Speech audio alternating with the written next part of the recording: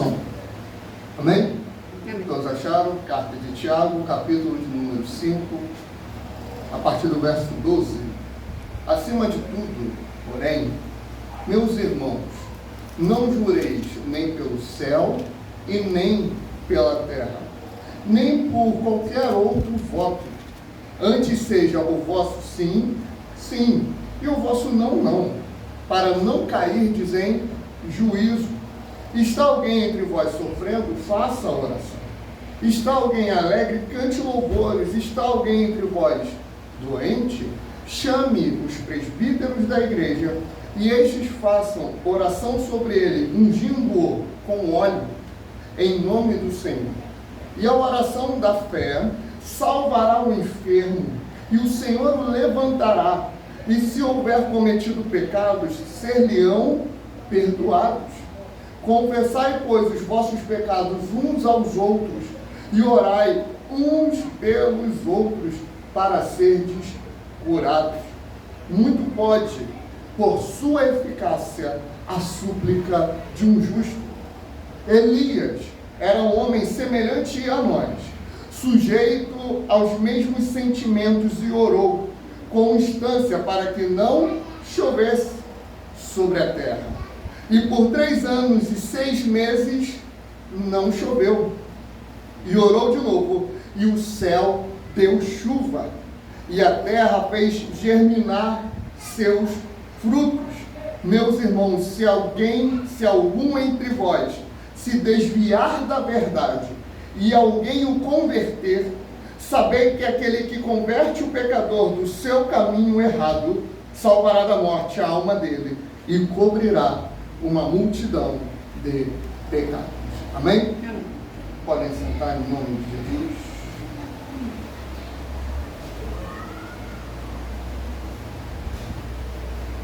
Amém, queridos? A gente tem aqui as considerações e os conselhos finais que Tiago está dando na sua epístola. E dentre esses conselhos, ele vai falar sobre a sua fala. Olha, o que você falar, o que você se compromissar por fazer, cumpra com o que você está falando. Seja o teu sim, sim, o teu não, não. Honre aquilo que tu está falando. Não jure nem pelo céu, não jure nem pela terra. Não jure por Deus, não jure por nada. Apenas cumpra a tua palavra, para que você não caia em juízo, para que você não sofra um castigo. Só que o que eu quero destacar desses conselhos gerais é quando Tiago ele vai falar sobre a oração e a sua importância. Tiago ele vai enfatizar que a gente tem contextos a viver e a gente precisa entender e se portar da forma correta nesses contextos. É mais ou menos o que Salomão fala em Eclesiastes: há tempo de plantar e há tempo de colher, há tempo de lançar pedras, há tempo de recolher pedras, há tempo para chorar e há tempo também para rir. Tudo fez o Criador para a sua glória debaixo do sol. Há tempo para tudo. Ele enfatiza aqui: está alguém entre vocês alegre? Se vocês estão alegres, faz uma coisa: canta louvores. Canta. Agora, se está alguém enfermo, o que você faz? Chama os líderes da igreja, chama os presbíteros, chama os irmãos, e eles vão vir com óleo e vão ungir. Aí entra aquela turma, né? A turma do óleo ungido. Você conhece? O texto não está dizendo que é o óleo que cura. O versículo seguinte vai falar assim: a oração da fé fará com que o enfermo seja curado. O óleo aqui, ele tem um contexto medicinal à época. É como se hoje a tradução melhor fosse: e o presbítero virá, trará os medicamentos e orará. E a oração da fé curará o enfermo. Não é o óleo que cura. Não é o remédio que vai curar, mas é o Senhor. Só que existe um meio pelo qual Tiago está ensinando que o Senhor vai fazer isso. E esse meio é justamente a oração. Verso 15: a oração da fé salvará o enfermo, e o Senhor o levantará, e se houver cometido pecados, ser-lhe-ão perdoados. Qual é o primeiro ponto aqui? É muito simples. Existem pessoas que estão enfermas, e o motivo de suas enfermidades é sim o pecado. Pode ser uma consequência de alguma atitude pecaminosa, ou pode ser um castigo da parte de Deus, enviando uma enfermidade. Só que nem sempre uma enfermidade é sinônimo de pecado. Nós não podemos ser levianos. Se alguém tiver câncer, se alguém tiver diabetes, se alguém for hipertenso, se alguém tiver alguma enfermidade e ela se manifestar, a gente vem falar, isso é pecado. Nem sempre é. O texto está dizendo, se houver cometido pecado, através da oração da fé, que tem o poder tanto para curar, tem o poder também para perdoar os pecados. E a grande questão da oração, que Tiago vai enfatizar, porque pode muito em seus efeitos o quê? A oração de um justo. E ele vai dar um exemplo de um justo. Elias, o tisbita, um dos moradores da terra de Gileade, ele se apresenta no cenário profético, ele se apresenta no cenário israelita, no capítulo 17 de 1 Reis. Lá, o profeta, que não tem uma origem, não se mostra nada sobre o seu passado. Ele era de Tisbe, uma região desconhecida, uma região que não tinha muita relevância. Ele se apresenta no cenário diante do rei Acabe. Por quê? Porque Elias tinha um chamado, ele tinha um propósito, Elias tinha uma missão. Ele se apresenta diante do rei Acabe e fala, rei Acabe, vive o Senhor, em cuja face eu estou. Sob a minha palavra, rei Acabe, não choverá por 3 anos, e nem orvalho cairá do céu. Não vai cair uma gota de água do céu, e eu estou determinando isso sob a minha palavra. Quando a gente lê no primeiro momento, a gente tem algumas lições. Está lá no capítulo 17 de 1 Reis. Primeiro, ele se apresenta com uma credencial do céu.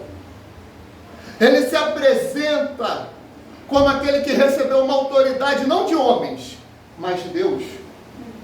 Ele se apresenta dizendo, vive o Senhor que tu está tentando matar e está tentando colocar Baal no lugar, ele está vivo. Ele é soberano e ele cuida de todas as coisas. Rei Acabe. Ele está assentado no seu alto e sublime trono e nada tira ele de lá. Você pode achar que tirou, mas ele não saiu. Ele está vivo e ele reina para sempre. Vive o Senhor em cuja face eu estou. Segunda lição. Esse que me deu autoridade, eu estou na presença dele.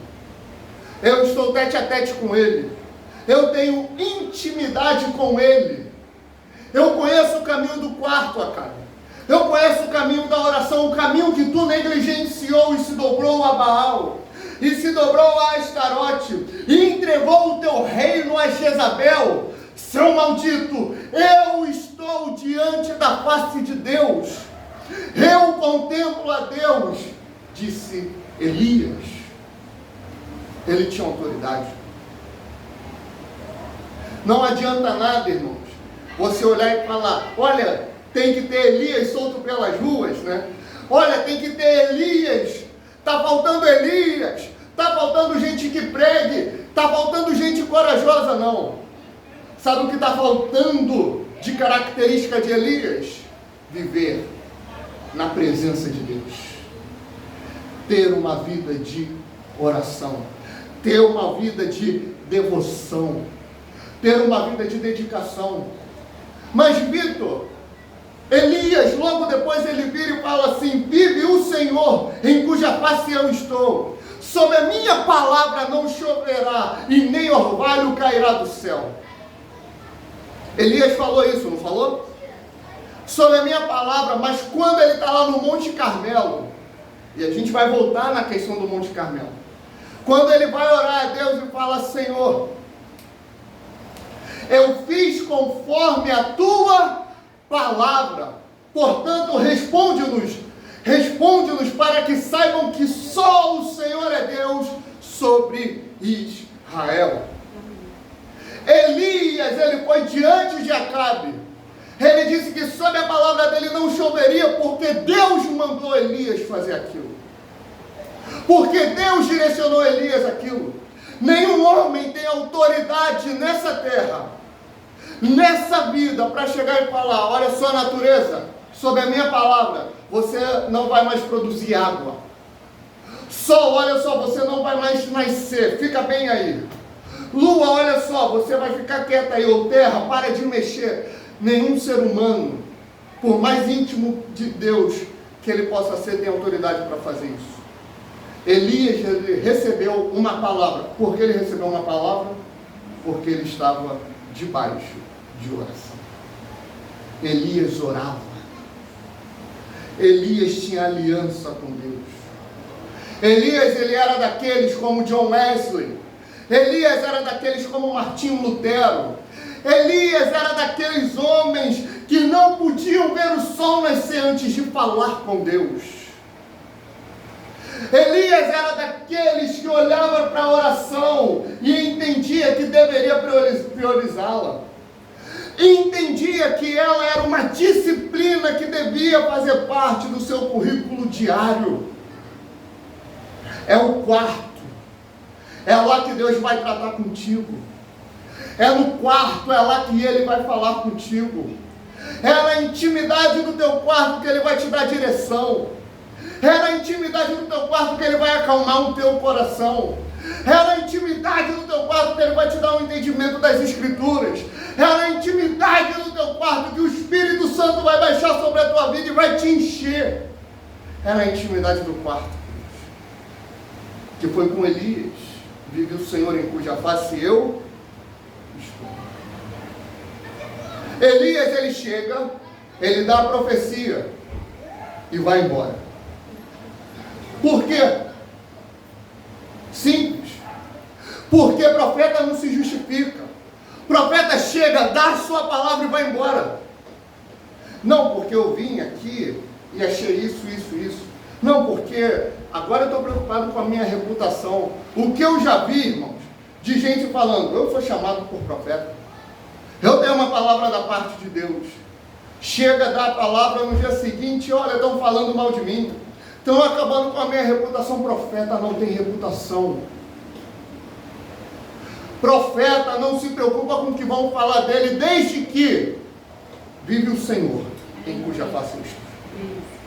Se eu estou na presença de Deus, se eu tenho intimidade com Deus, eu fui chamado por profeta, eu dei uma palavra, irmãos, doa quem doer. Se vai criar inimizade, o problema não é nosso, é de Deus. Se vai criar guerra, não importa, o problema é de Deus. Se vai criar um desconforto, não importa, o problema é de Deus.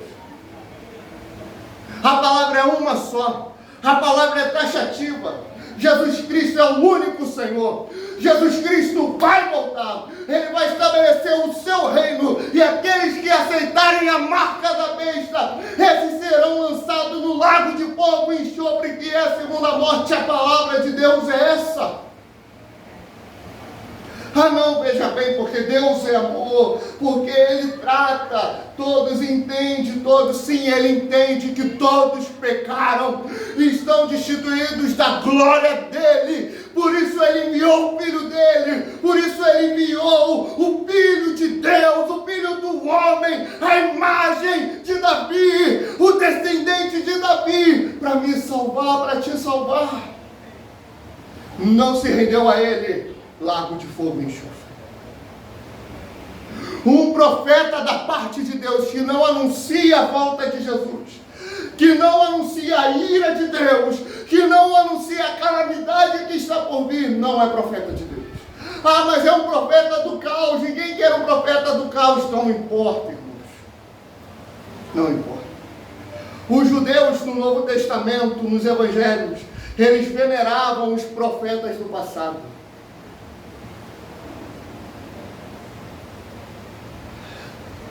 Só que mal sabia eles que se lá eles estivessem, eles também agiriam da mesma forma.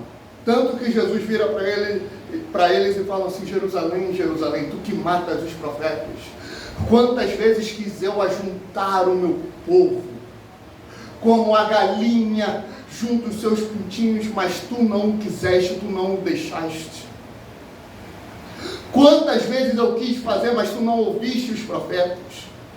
Você, Israel, não ouviu os alertas. Está aí agora, sendo bombardeada, massacrada, porque quando puderam escolher entre Barrabás e Jesus, optaram por Jesus.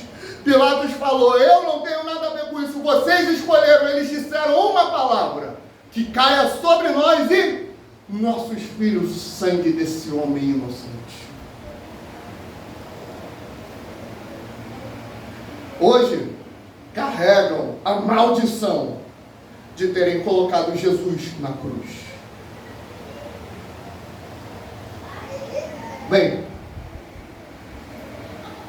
sempre rejeitaram os profetas, sempre continuarão rejeitando os profetas. Profeta que é profeta tem intimidade com Deus, fala com Deus e anuncia o caos para que alguns se arrependam. Jeremias, rei Zedequias, se rende, porque se a Babilônia vier vai ser pior. Se rende. O que a Babilônia fez quando chegou? Matou os filhos dele, arrancou os olhos do rei, e ele foi daí para pior. Isaías, a mesma coisa. Isaías morreu sendo cerrado ao meio. Ezequiel profetizou de dentro do cativeiro babilônico. João profetizou o Apocalipse lá da ilha de Patmos. Irmãos, não tem vida fácil para quem tem intimidade com Deus. Eu não estou dizendo ore que vai ficar tudo bem. Eu estou dizendo ore porque mesmo em meio à tribulação, o teu coração estará em paz. Estará em paz. Elias, homem de Deus, um homem comum, ele tomou uma atitude. Ele ficou sumido por 3 anos e meio, porque era o propósito de Deus. Quando ele reaparece no cenário, 1 Reis 18, ele reaparece. Acabe vira para ele e fala: és tu o perturbador de Israel? Por que Acabe falou isso? Simples. A profecia, a palavra, a missão que Elias estava cumprindo incomodava, agoniava, confrontava. Se você gosta de ouvir aquele pregador que vai falar tudo aquilo que tu gosta de ouvir, sinto muito. Você só está massageando o seu ego. Se você tem dificuldade de ler a Bíblia porque ela vai te confrontando, você só está massageando o seu ego. Você precisa ser confrontado pelo Espírito Santo, que ele perturbe a tua vida de forma positiva. Como é que ele se perturba de forma positiva? Tu é pecador, o Espírito Santo é santo. Quando a santidade dele chega, já vai perturbando todo o pecado que estão de perto te rodeia. Vai perturbando para trazer limpeza, para trazer renovo, avivamento e santidade. Perturbador de Israel, o que tu quer? 1 Reis 18. Acabe, faz o seguinte: pega tu, os teus profetas, os profetas de Baal e os profetas de Astarote. Profetas de Baal, 450. Profetas de Astarote, 400. No total, 850 profetas. Pega eles e me encontra onde? Lá no Monte Carmelo. O Monte Carmelo era conhecido como o Monte de Baal. O Monte Horebe era conhecido como o Monte de Deus. Elias falou, pega toda a tua turma e vai lá para a tua casa.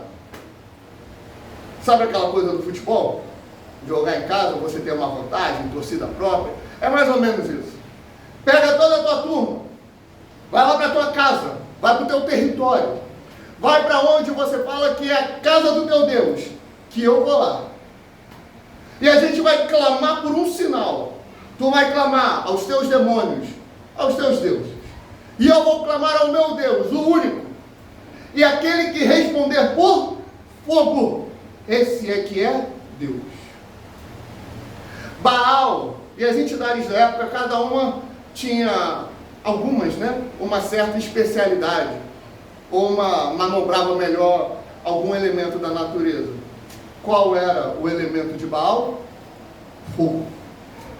Elias desafia todos eles, na casa deles, na especialidade deles. Elias, ele era um homem cheio de fé. Ele tinha convicção da missão que ele tinha da parte de Deus. Eu quero despertar a tua missão hoje. O teu senso de propósito. E eu só vou conseguir fazer isso te empurrando para a intimidade com Deus. Porque Elias, ele vê muita gente contra ele, 850 pessoas. Elias vê um território contra o dele, Carmelo. E uma especialidade que não era dele, fogo. Mas vamos lá, porque quem vai combater não sou eu, é o meu Deus. Quando tu fores a peleja, Deuteronômio 20, e vires carros e cavaleiros em maior número do que tu, não temas, porque eu, o Senhor, pelejarei por vocês. Êxodo 14, 14, eu vou pelejar por vocês. Eu vou batalhar por vocês. Eu não estou falando de problemas, irmãos. Eu não estou falando de dificuldades da vida, eu estou falando de ministério, eu estou falando de obra de Deus, eu estou falando de igreja, eu estou falando da força das trevas, eu estou falando de demônio, diabo, ídolos. Eu estou falando dos anticristos. Eles vão vir para tentar nos impedir. Eles virão para tentar nos calar, mas somente aqueles que podem falar, vive o Senhor em cuja face eu estou, somente esses ficarão de pé. Somente aqueles que oram, somente aqueles que têm intimidade com Deus, somente aqueles que têm relacionamento diário com Deus, ficarão de pé. Vamos lá, Elias. Vamos lá, Acabe, vamos clamar. Clamaram, fizeram todo aquele ritual, 1 Reis 18. Todo aquele ritual. Eles se retalhavam com facas e com lancetas. E clamavam em alta voz. Elias do outro lado, o que ele estava fazendo? Zombando. Clama mais alto. Clama mais alto. Pode ser que ele esteja dormindo ou fazendo alguma outra coisa. Elias não era fácil. Ele não era fácil. E ele zombava. Hoje a igreja vai ficando com medo do politicamente correto. Eu não estou dizendo, irmão, para tu ser leviano, ir para o Instagram, zombar das outras religiões. Eu não estou dizendo para tu ir para o Instagram, para a internet, para o YouTube, para sair atacando tudo e todos, não. Eu estou dizendo que tu tem que ter coragem dentro daquilo que Deus te chamou para fazer. Tu tem que ter coragem, hombridade e ousadia para executar aquilo que Deus te chamou para executar. Pode ser uma coisa simples que ninguém vê. Pode ser uma coisa que tu tem que tomar um pouco mais de atitude, ou pode ser uma ação muito poderosa. Mas tu tem que ter coragem para executar o que Deus te chamou para executar.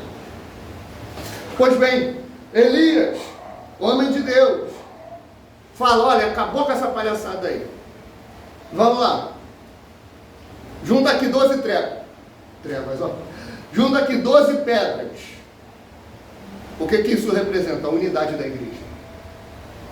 Por quê? Israel estava dividido, reino do norte e reino do sul. Mas o propósito de Deus é a unidade. Unidade através da verdade. Então não é para juntar 10, não é nem para juntar 2. É para juntar as 12 pedras que representam a tribo de Israel. Vamos juntar aqui, ó. Unidade em torno de Cristo. Unidade em torno de Deus. Juntou as pedras? Vamos lá. Agora lava ela. Lavou? Beleza. Está tranquilo agora. Elias, ele executou um ritual. Enquanto eles se cortavam, faziam dança, faziam um monte de coisa, ficaram horas e horas fazendo, Elias se posicionou. Não levantou a voz, gritou, não falou em línguas, nem nada. Senhor, eu fiz conforme a tua palavra. Portanto, responde-nos para que saibam que Eliahu. Eliahu é o hebraico para Elias, que significa só o Senhor é Deus. Para que saibam que só o Senhor é Deus. Para que saibam Eliahu. Responde-nos, não por nós, Senhor, mas pelo teu nome. E quando ele está terminando de orar, fogo cai do céu e consome o holocausto e até as pedras. Elias, no primeiro momento, ele ora e para de chover. No segundo momento, ele ora e fogo cai do céu. E logo depois ele ora e volta a chover. Eis que eu vejo uma pequena nuvem do tamanho da mão de um homem. E esse é sinal que abundante chuva vai cair. Só que eu estou falando de alguém, um homem sujeito às mesmas paixões que eu e você. Um simples homem. Um tisbita, um dos moradores da terra de Gileade, que não tinha muita coisa. Não sei se tinha muito conhecimento, não sei se era versado na lei, mas ele era versado na faculdade da oração. Por isso eu quero te encorajar. Não para 2024, mas para hoje. A partir de hoje, ore, irmãos. Ore. Vá para o teu quarto e ore. Clame, clame, clame ao nome de Deus. Tempos difíceis virão. Tempos trabalhosos chegarão.